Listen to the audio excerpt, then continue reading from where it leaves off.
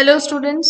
Once again, a very good morning to all, and welcome in the session of cost accounting. Now, students, in this session, we will calculate the another sum of unit number 3, that is job and batch costing. યસ્ટરડેના સેશનમાં તમને આ યુનિટનો first સમ number 2 એ calculate કરાવેલ હતો.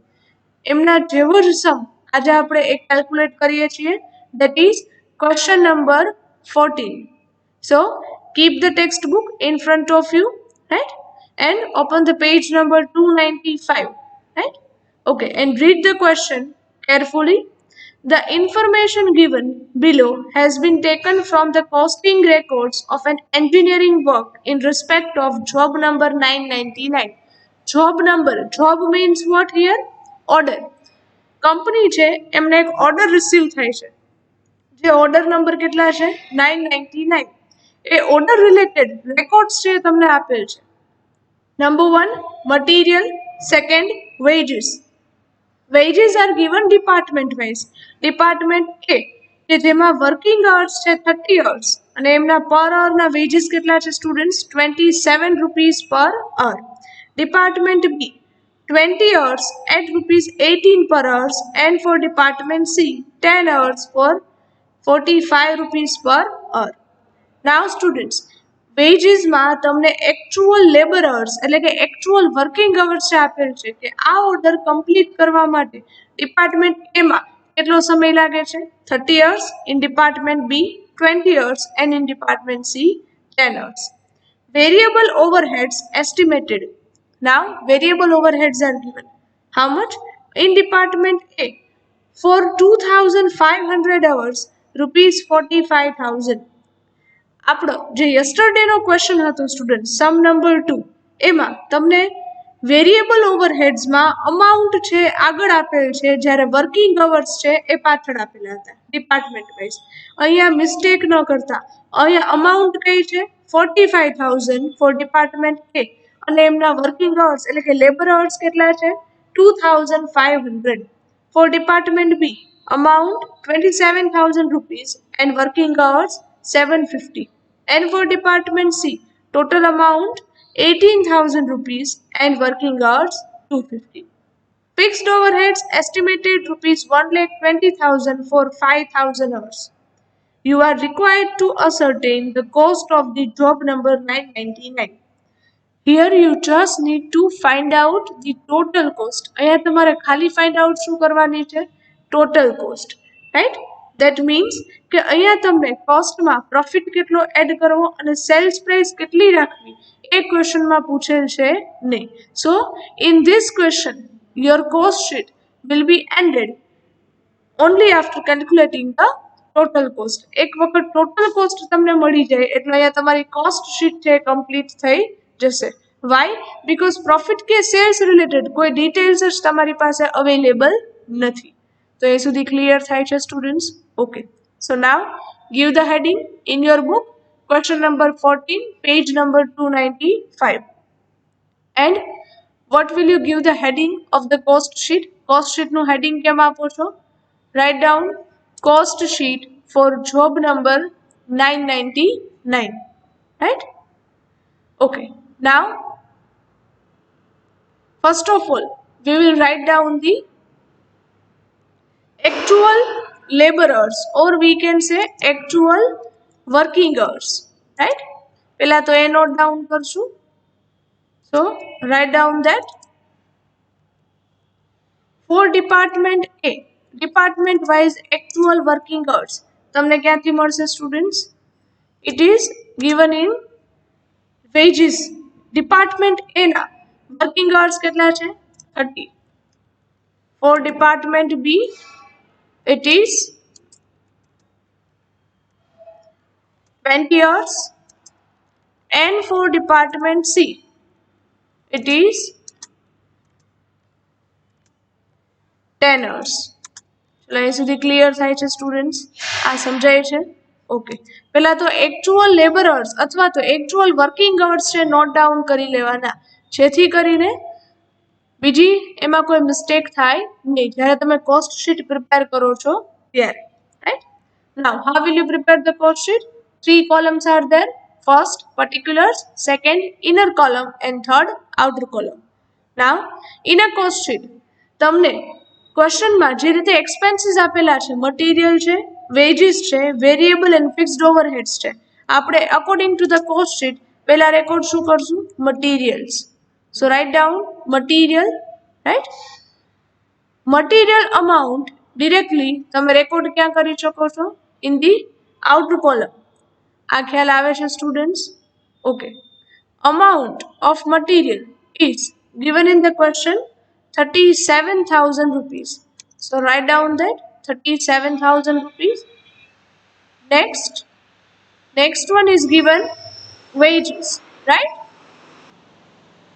So write down in your cost sheet second overhead, that is wages. Wages તમને directly total નથી આપેલા but department wise આપે છે. So note down it department wise. For department A wages કેટલા છે students?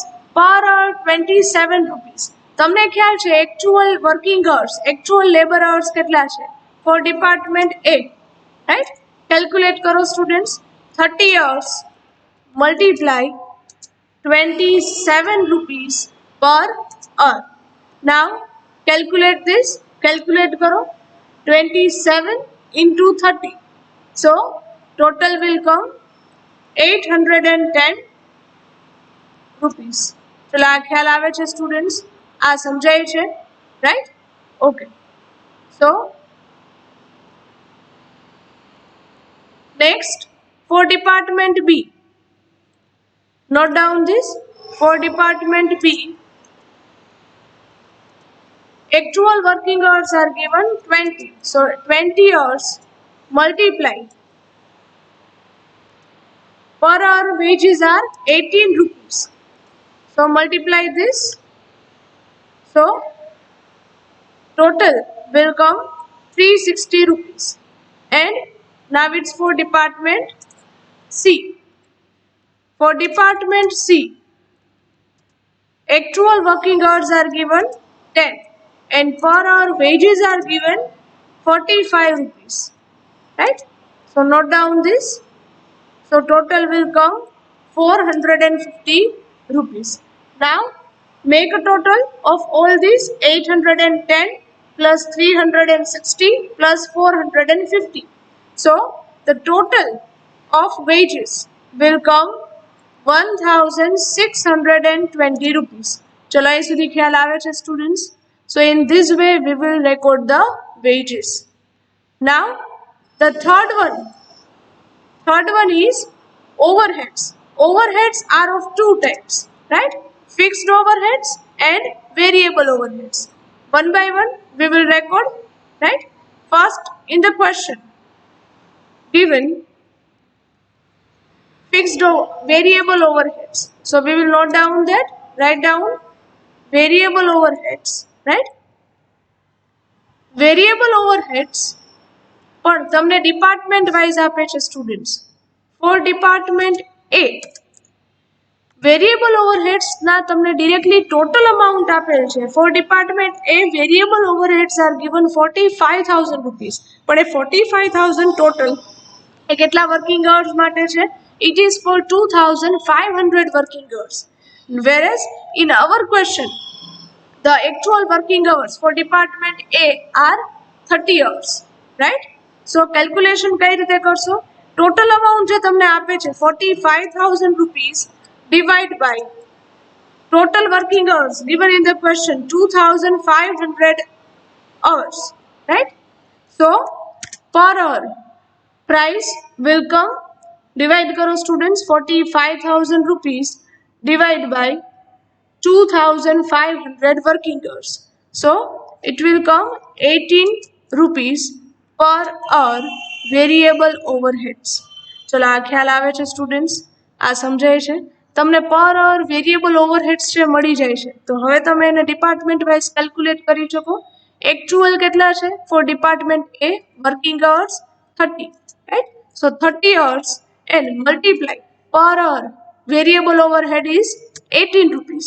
So multiply this, multiply करो એને. So total will come 540 rupees. ચલો આ ખ્યાલ આવે છે સ્ટુડન્ટ્સ, આ સમજાય છે, right? This is for department A, right? Now next is for department B, right? For department B same આ રીતે જ કેલ્ક્યુલેશન કરીએ છીએ, right? Total amount of variable overheads are given 27,000 rupees. Divide by this 20,000 amount is for 750 working hours. તો પહેલા તમે divide કરી પર અવર ના વેરિયેબલ ઓવરહેડ્સ એ ફાઇન્ડ આઉટ કરો છો. કરો calculation students. 27,000 rupees divided by 750 working hours. So per hour will come 36 rupees. That means કે એક કલાકના વેરિયેબલ ઓવરહેડ્સ એ છે 36 rupees. જ્યારે તમારા ઓર્ડર માટેના actual working hours for department B કેટલા છે? 20 hours, કે જે તમે આગળ જ નોટ ડાઉન કરેલ છે. તો એ લખો અહીંયા 20 hours multiply 36 rupees per hour. So total will come 720 rupees. ચલો આ સમજાય છે સ્ટુડન્ટ્સ? આ ખ્યાલ આવે છે, right? This calculation is for the department B, right?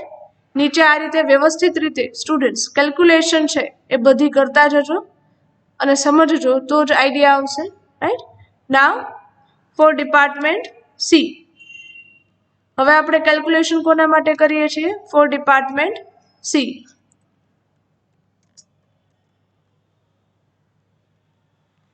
Calculation કઈ રીતે કરશો? એ જ રીતે total variable overheads for department C is given 18,000 rupees. Divide by working hours are given 250. આજે total 18,000 rupees છે એ કેટલા hours માટે છે? 250 hours માટે, right? તો calculation કઈ રીતે કરશો? Calculate in your calci. 18,000 rupees divided by 250 hours. So it will come 72 rupees per hour. એક કલાકના વેરિયેબલ ઓવરહેડ્સ છે 72 rupees, right? Now calculation કઈ રીતે કરશો? In your question actual working hours for this order, આ ઓર્ડર માટેના actual working hours department C ના કેટલા છે? 10. તો 10 hours multiply 72 rupees per hour. So again the total will come 720 rupees.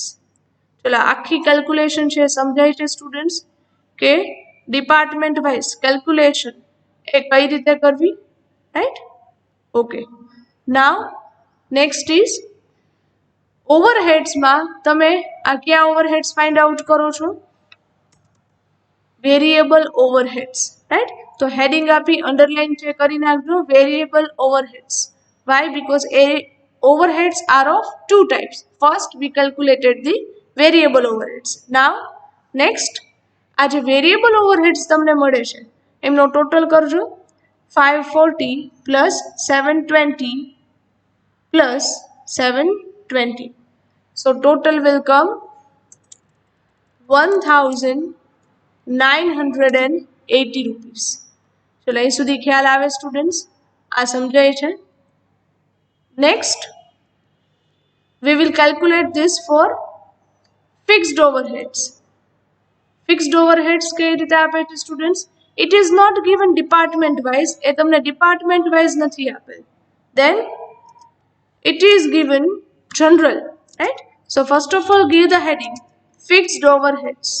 પહેલા તો heading આપી દો fixed overheads.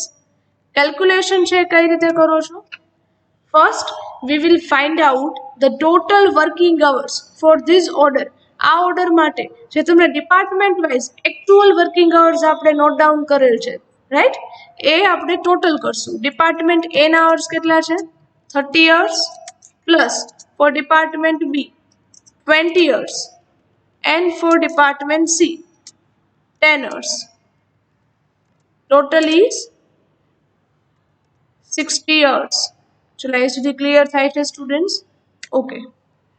તમને ટોટલ વર્કિંગ અવર્સ છે મળી ગયા, ડિપાર્ટમેન્ટ વાઇઝ નહીં બટ ટોટલ. આવું અહીંયા કેમ કરીએ છીએ? બીકોઝ સી ઇન ધ ક્વેશ્ચનમાં લાસ્ટ લાઇન રીડ કરો. Fixed overhead estimated ₹1,20,000 for 5,000 hours. એ તમને ડિપાર્ટમેન્ટ વાઇઝ નથી આપેલા, લાઈક અ વેરિયેબલ ઓવરહેડ્સ. એ તમને જનરલ આપેલા છે. તો એના માટે તમારે ટોટલ વર્કિંગ અવર્સ છે એનો ખ્યાલ હોવો જોઈએ. જે તમે ડિપાર્ટમેન્ટ વાઇઝ આપેલા છે એનો તમે શું કરી નાખો છો? Total. Now we will find out the per hour fixed overheads. કઈ રીતે મળે? તો કે ટોટલ ફિક્સ્ડ ઓવરહેડ્સ કેટલા આપે છે? ₹1,20,000 divide by working hours for this are given 5,000. So હવે તમને જે અમાઉન્ટ મળે છે સ્ટુડન્ટ્સ એ કઈ રીતે મળે? તો કે ટોટલ ફિક્સ્ડ ઓવરહેડ્સ હતા 1,20,000, જેને તમે એમના વર્કિંગ અવર્સ સાથે ડિવાઈડ કરી નાખ્યા. So now you will get the per hour fixed overheads. That means 1 કલાકના ફિક્સ્ડ ઓવરહેડ્સ કેટલા મળે છે તમને? ₹24. આ સમજાય છે સ્ટુડન્ટ્સ? ઓકે. હવે તમારા એકચ્યુઅલ વર્કિંગ અવર્સ કેટલા છે? Total 60, right? એન્ડ પર અવરના ફિક્સ્ડ ઓવરહેડ્સ કેટલા છે? ₹24. તો હવે તમે કેલ્ક્યુલેશન કરી શકો, right? 60 hours multiply ₹24 per hour. So calculate this. It will come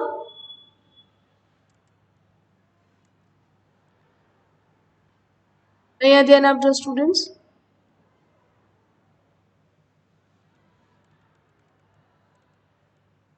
It will come ₹1,440. ચલો આખી કેલ્ક્યુલેશન છે સમજાય છે સ્ટુડન્ટ્સ? આ ખ્યાલ આવે છે? ફિક્સ્ડ ઓવરહેડ્સ તમને ડિપાર્ટમેન્ટ વાઇઝ નથી આપતા એટલે આપણે આ રીતે કેલ્ક્યુલેશન છે કરેલ છે. ચલો એ સુધી ક્લિયર? ઓકે. નાવ ફિક્સ્ડ ઓવરહેડ ડિપાર્ટમેન્ટ વાઇઝ નથી એટલે આ જ ટોટલ આપણે આઉટર કોલમમાં લઈ લઈએ, right? So take a total in your outer column 1,440, right? Okay. Now see over here. આપણે આખી કેલ્ક્યુલેશન એ કઈ રીતે કરી? First of all we prepare the statement. Statement draw કર્યા પછી 1 by 1 એક્સપેન્સીસ રેકોર્ડ કરો છો. ફર્સ્ટ ફોર ડિપાર્ટમેન્ટ વાઇઝ પહેલા તો તમે મટીરિયલ છે તમને ટોટલ આપેલ છે તો મટીરિયલ ડિરેક્ટલી આઉટર કોલમમાં મૂકો છો. Then wages calculate it according to department wise. Then overheads બે ટાઈપના છે, variable and fixed. Variable overheads કઈ રીતે આપેલ છે? તમને ટોટલ આપેલ છે બટ એમના વર્કિંગ અવર્સ છે અલગ છે એટલે તમને એમને ડિવાઈડ કરીને પર અવરના વર્કિંગ અવર્સ છે ફાઇન્ડ આઉટ કરો છો, રાઈટ? પર અવર વેરિયેબલ ઓવરહેડ્સ. પછી તમે એમને એકચ્યુઅલ વર્કિંગ અવર સાથે મલ્ટીપ્લાય કરો છો. So you will get the total variable overheads department wise, right? Calculation કરી એ ટોટલ આઉટર કોલમમાં મૂકી દો છો. Next you will calculate the fixed overheads. Fixed overheads કઈ રીતે મળે?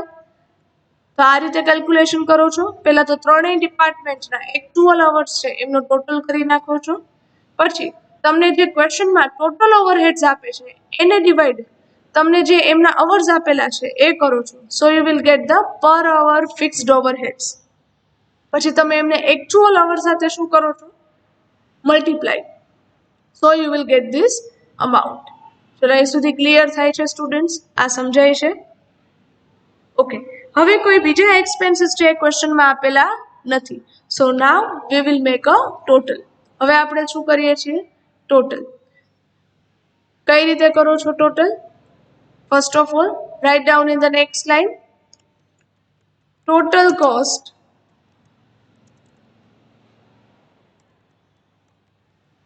will come directly outer column નો જ ટોટલ કરવાનો છે.